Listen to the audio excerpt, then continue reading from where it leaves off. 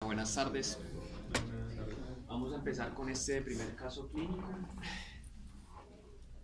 Es una paciente femenina de 37 años sin antecedentes patológicos conocidos hasta el evento que les voy a mencionar. Fue remitida desde un primer nivel de complejidad por una convulsión tónico-clónica generalizada. Ella había consultado a ese primer nivel por un cuadro de 2 días de dolor de cabeza asociado a emesis.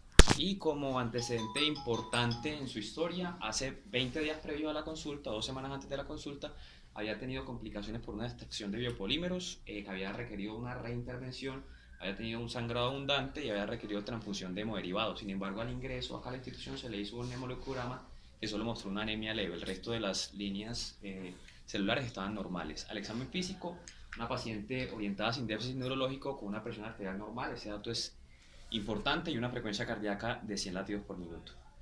Con esta historia clínica deciden pedirle una tomografía de cráneo simple, que es la que observamos acá. En este corte axial primero observamos en una localización bastante lobar, casi subcórtico-subcortical, en la parte más posterior y casi sin medial del lóbulo parietal derecho, unos sangrados petequiales pequeños y adyacente a ellos una zona de hipodensidad que podría corresponder a una zona de edema. Aquí en el corte sagital lo vemos también junto con la hipodensidad, los sangrados petequiales y algo más anterior, otros sangraditos un poco más grandes.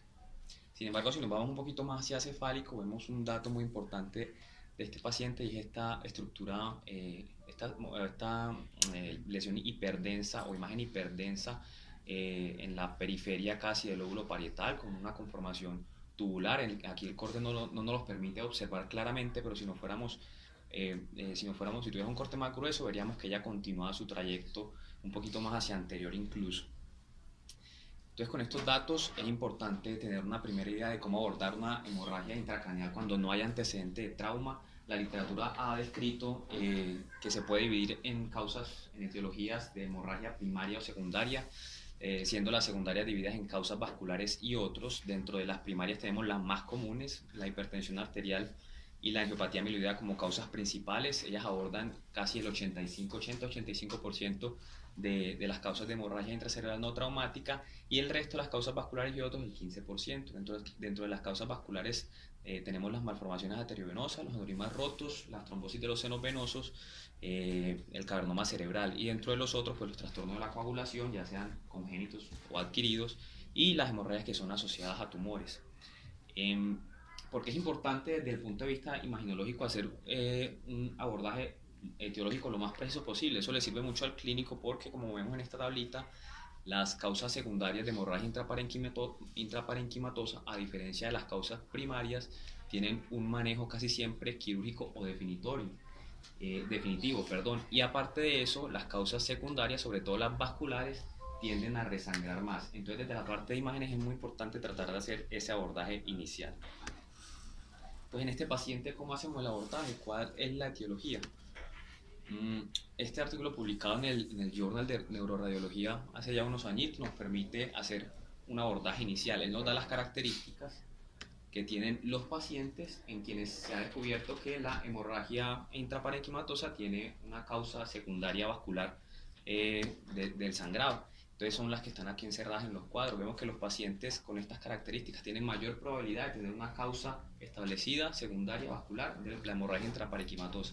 Vemos que sobre todo pacientes jóvenes entre 18 y 45 años conforman la mayoría.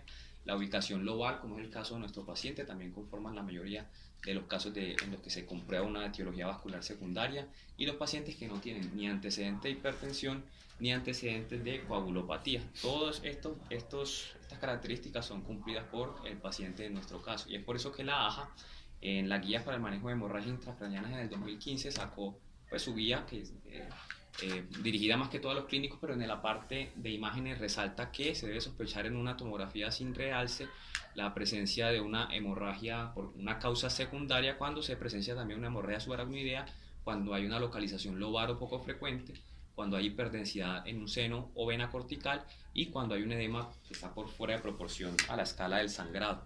Y clínicamente cuando los pacientes son menores de 55 años y, como les decía, no tienen antecedente de hipertensión y coagulopatía. Entonces, con este abordaje inicial nosotros, más allá de de lo que vamos a ver ahorita, ya sabemos inicialmente que probablemente la causa del sangrado intraparenquimatoso en esta paciente sea una causa secundaria vascular. Entonces, en este paciente, ¿qué signos vemos? Veíamos, como les decía al principio, las hemorragias petequiales, el edema adyacente, la hiperdensidad que se ve en la parte más cefálica y que se encuentra cercano a un seno cavernoso. Entonces ya uno casi que tiene la sospecha alta de que se trata de una trombosis venosa cerebral, una trombosis de los senos venosos. Estos porcentajes que están acá entre paréntesis son el porcentaje en lo que se presentan estos hallazgos en los pacientes que tienen trombosis venosa cerebral. Vemos que no alcanza a ser el 50% de los casos, y ahorita también vamos a hablar un poquito más de eso. La trombosis venosa es un evento relativamente raro, tiene una incidencia de 5 personas por millón de personas año. Usualmente se presenta en personas jóvenes entre los 30 y los 40 años. Cuenta por el 1 al 2% del total de los accidentes cerebrovasculares. Muchos de los casos se quedan en etiología idiopática, se quedan sin clasificar, y esto es importante, no lo presentaba nuestro paciente, pero puede asociarse a isquemia. Entonces es importante reconocer los territorios vasculares de las venas y saber que cuando son venas o senos venosos impares, cuando son uno, como el seno sagital superior, el inferior o la vena de Rosenthal, los territorios comprometidos van a ser bilaterales, y eso es un fuerte indicativo de que se trata de una isquemia secundaria a una trombosis venosa de los senos venosos o de las venas cerebrales. Recordar que esas isquemias, cuando son consecuencia de una trombosis venosa, suelen ser reversibles.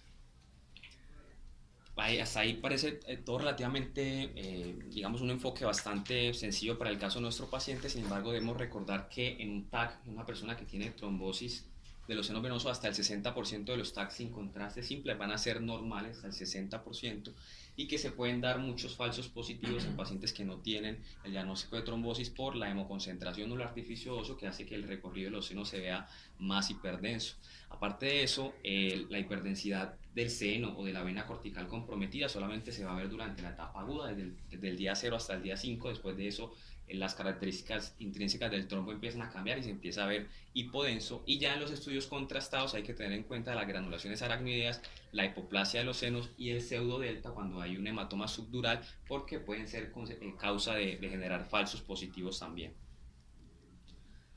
Finalmente, en la resonancia magnética, aquí vemos el comportamiento del trombo en la información que se aporta en las secuencias T1 y T2 a lo largo del tiempo. Entonces, en T1 vemos que durante el evento agudo es un comportamiento isointenso, luego pasa a ser hiperintenso, y en el crónico ya se vuelve a ser isointenso cuando está la resolución del trombo, y en el T2 empieza siendo hipointenso, luego pasa a ser hiperintenso y finalmente termina siendo también isointenso cuando se está resolviendo el trombo. Entonces esto da pie también para otras cosas que hay que tener en cuenta. Por ejemplo, un T1 que sea hiperintenso, cuando se aplique el contraste puede hacernos pasar por alto la presencia del trombo, entonces hay que compararlo obviamente siempre con la secuencia sin contraste. Y en el caso de T2, cuando el trombo está muy agudo y se manifiesta de una forma hipointensa, puede asimilar un falso vacío de señal que se ve normalmente en la secuencia de T2, entonces hay que compararlo con las secuencias también contrastadas.